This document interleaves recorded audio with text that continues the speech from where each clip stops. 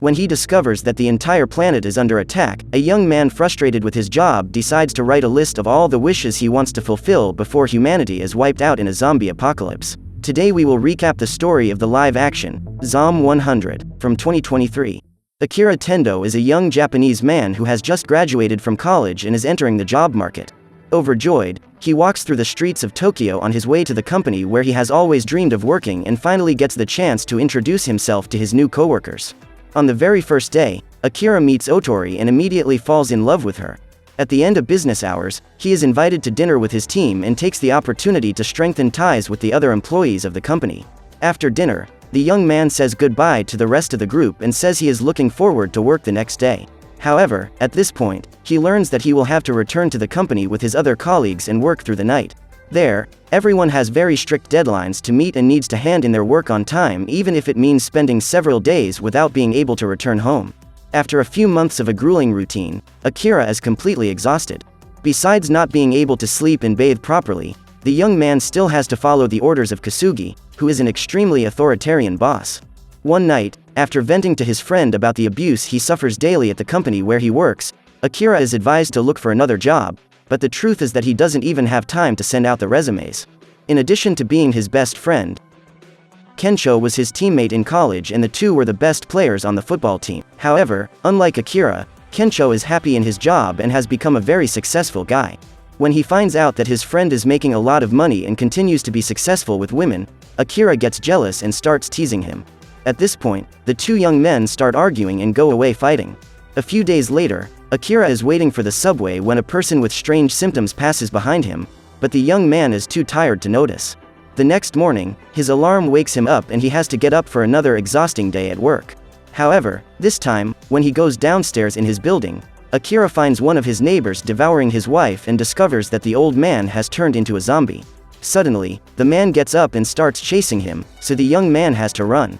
While trying to escape, new monsters appear to try to devour him, but Akira manages to run to the terrace and jumps to the other side of a metal railing. That way, the zombies can't reach him. As he looks up at the sky, he spots a burning plane crashing down and realizes that this is the beginning of an apocalypse. However, the good thing about living through the end of the world is that Akira no longer has to go back to work. When he realizes this, the young man celebrates happily and starts thinking about all the things he can do now that he is on permanent vacation. At this point, he remembers Otori and decides to send a message to his coworker. Immediately, the woman answers him and asks Akira to go to her house. While climbing down the building's pipes, he meets a couple and says he will bring supplies for them when he returns home. Akira then puts on his headphones and gets on his bike to make it to Otori's house.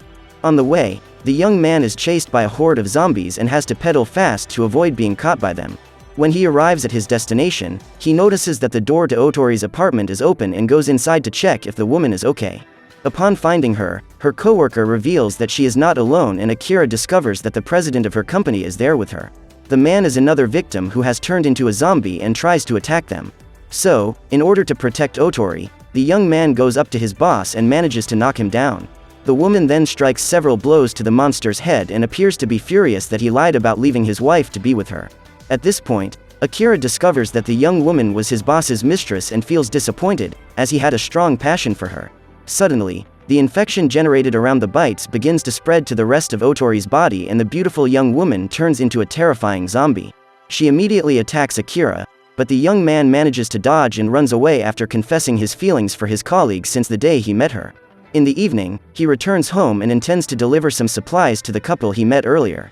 However, their apartment has been broken into and there is no sign that they managed to survive.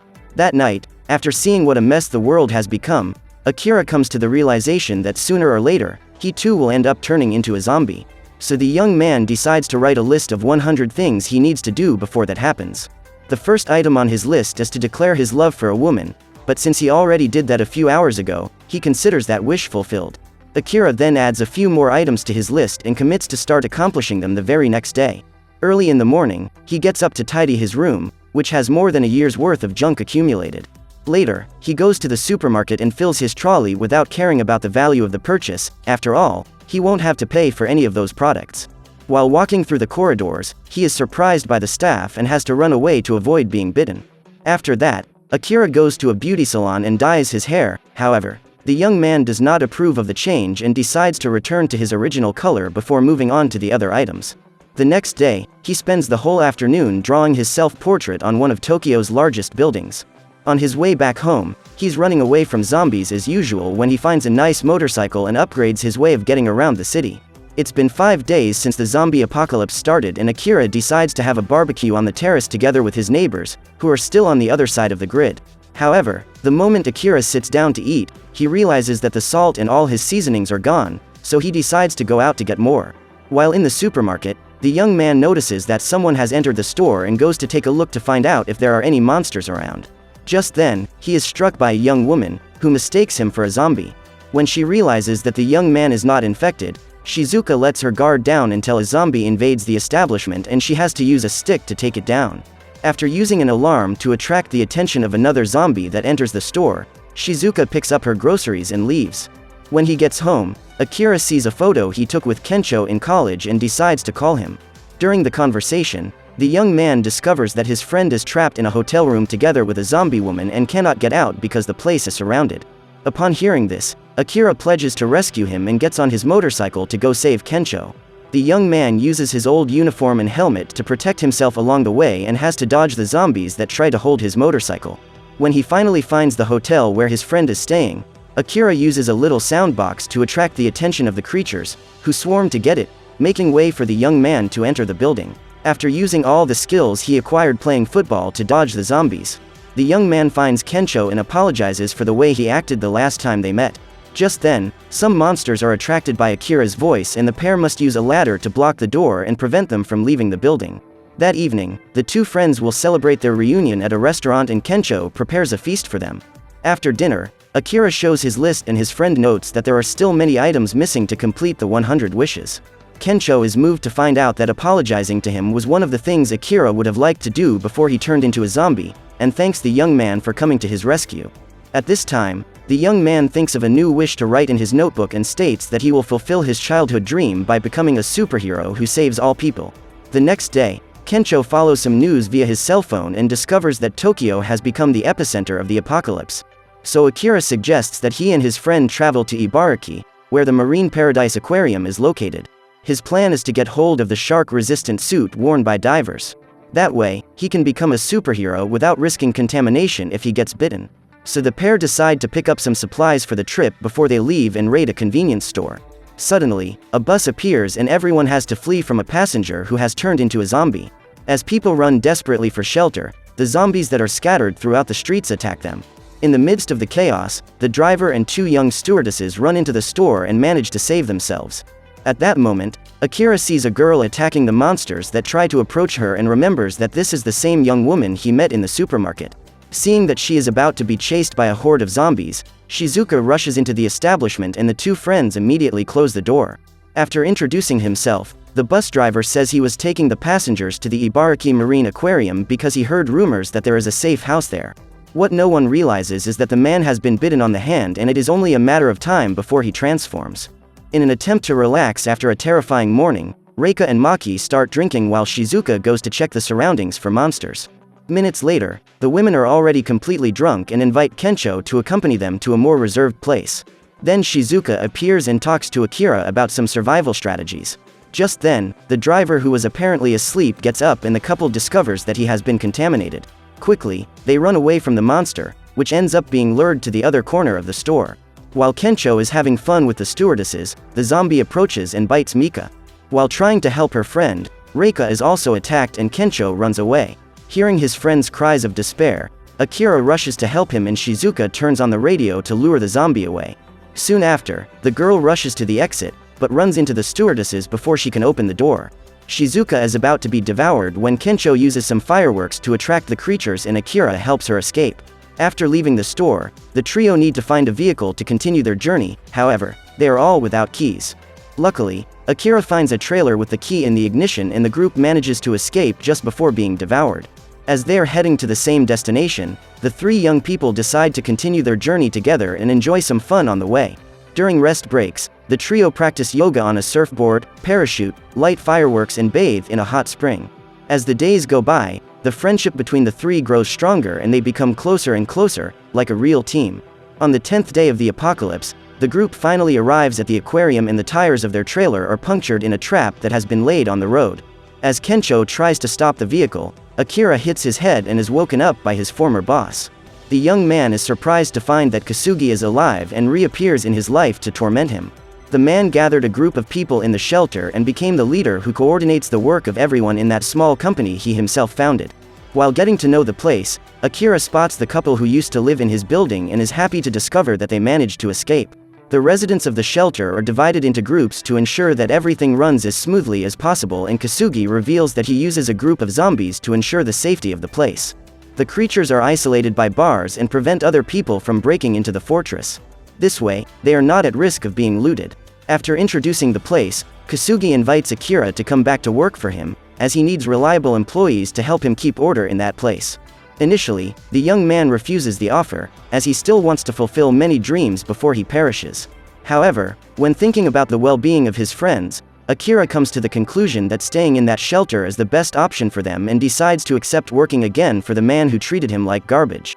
During lunch, Kencho is disgusted to notice that Kasugi and his men are feeding on the best foods while all the other survivors eat only bread and small pieces of meat. Furious, the young man gets up to confront him, but is stopped by Kasaka. The man begs Kencho not to cause trouble, as he is afraid of being expelled from the fortress along with his pregnant wife. Then the young man is touched by the situation and decides to restrain his anger. While everyone is asleep, Kasaka takes Kencho and Shizuka to the parking lot and states that if they want to leave, they can use any of those cars. The vehicles belong to the people who fled to the shelter and are no longer of any use, as no one is intending to leave the place. Despite being unhappy and forced to work, the survivors would rather continue to be exploited than risk living on their own. That morning, Kasugi sends some men to collect food from nearby supermarkets, and when the truck returns, the employees are attacked by a zombie that was hiding in the back of the vehicle.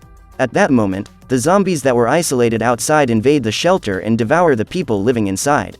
Even the fishermen who were at the edge of the pond are attacked and knocked into the water by the creatures. Minutes later, their bodies are devoured by a gigantic great white shark that lives in the aquarium. While the attack is going on, the three friends are in the parking lot and Kencho tells them that he managed to fix the tires of the trailer. He tries to convince Akira to make arrangements to leave that night, but the young man has been abducted by fear and claims that the best chance they have of surviving is by staying in that shelter. After making his decision, Akira returns to work at the warehouse and Shizuka finds his notebook. Reading all the wishes that her friend still wants to fulfill, the girl goes after him and tells him that she has decided to leave with Kencho. She claims that not even inside the shelter those people are totally safe, so in a world where everything is uncertain, Shizuka says that her only certainty is that she doesn't want to continue living in that place as a zombie. The young woman then shows the notebook to Akira and reminds the young man that he has dozens of things to do before he becomes a zombie. At that moment, Akira remembers all that he still wants to accomplish alongside his friends and his heart is filled with courage. Furious at Shizuka's attempt to take one of his best employees, Kasugi knocks the girl down and starts stomping on the notebook. Seeing this, Akira knocks out his boss and, after getting his list back, he resigns. Suddenly, the zombies that have overrun the facility arrive at the warehouse and Kasugi pushes his employees to be devoured while he flees. In return, Akira helps his colleagues escape and only enters the hideout when everyone is safe. Minutes later, the group arrives at the tank and Kencho attacks Kasugi. The young man is furious that he has abandoned his team, as this is not the role of a leader. Just then, a great white shark jumps out of the water and devours the only employee who was still supporting Kasugi. At this point, everyone goes into despair as they realize that even the shark has turned into a zombie. In an attempt to calm them down, Shizuka says they have nothing to fear, as fish are not able to move out of the water. However, to everyone's surprise, human legs stick out from inside the creature's abdomen and allow the shark to run after its prey. While the survivors try to find shelter, Akira manages to open the pantry and asks everyone to go in there. However, Kasugi is trapped outside with the beast and tries to sneak away while the monster tries to break down the pantry door. However, the man ends up making noise as it flees and attracts the predator's attention. Worried about his former boss, Akira decides to go out and help him, as he knows that to fulfill his dream of becoming a superhero, he needs to be willing to risk his life to save all people. Before going to the rescue, the young man spots the diving suit that protects against shark bites and knocks the creature out seconds before Kasugi is devoured. While he's holding the fish, his former boss tries to escape and accidentally opens a passage for even more zombies to invade the place. Seeing his friend in trouble, Kencho decides to come out of hiding to help him and uses a vehicle to hold off the shark while Akira goes after Kasugi. When he finds it, the young man sets out to attack the zombies, trusting that his costume will protect him. However, Akira forgets that while the suit doesn't allow his skin to be pierced, it doesn't prevent him from feeling the pain caused by the bites. Unable to defeat the shark, Kencho decides to escape and uses a small opening in the wall to cross into the tank, leaving the animal trapped outside. By this time, Akira can no longer move, as he is surrounded by zombies that keep trying to tear at his flesh. However, when Shizuka appears, she uses 2 megaphones to broadcast a very loud sound and lure the creatures away from her friends. The girl then runs to the pond and throws the devices at the rocks that lie around the water. So, when the monsters try to follow the sound, they end up falling into the aquarium and can't get out anymore. After all the trouble they've been through, the 3 friends celebrate their victory and Kasugi orders them to now get rid of the shark. At that moment, the zombie fish manages to break through the wall and throws the man away. When Akira goes to try to revive him, he ends up becoming another victim and has his arm swallowed by the monster. Immediately, Shizuka starts thinking of a plan to save her friend and comes up with the idea of using 2 flashlight batteries to apply an electric shock to the shark's head. The problem is that only Akira can do this, as he is the only one who is wearing a metal suit and can therefore channel electricity.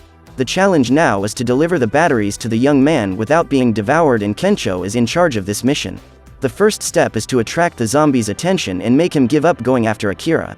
Then Kencho throws the object to his friend, just like he did with the ball when they played football. With the batteries in hand, Akira punches the shark in the face and an electrical discharge runs through its entire body, causing the creature to lose all of its motor skills. Thanks to Akira's heroism, all his colleagues manage to survive the zombie attack, even his boss. The next day, everyone starts gathering supplies in their vehicles to hit the road, as they realize that staying in the shelter is not the best option. Now the group can abandon a routine of servitude to pursue something better, something that gives meaning to their lives. When he sees all his employees leaving, Kasugi is furious and orders them to return to the shelter. However, after having abandoned his team, the man no longer has the respect of any employee and is completely abandoned. After fueling up their trailer, the trio hits the road to their next destination and Akira asks his friends to add their wishes to the list. At that moment, he learns that Kencho's dream is to become a comedian and improve people's lives through humor. Shizuka, meanwhile, plans to put the knowledge she gained at medical school into practice to save many lives. Now that he has been able to be a superhero for a day, Akira decides that this will be his new profession and, while driving, he starts thinking about the other wishes he wants to fulfill to complete his list. So what did you think of this movie? Leave it in the comments below. And if you liked the video, like and subscribe for more movie recaps. See you next time.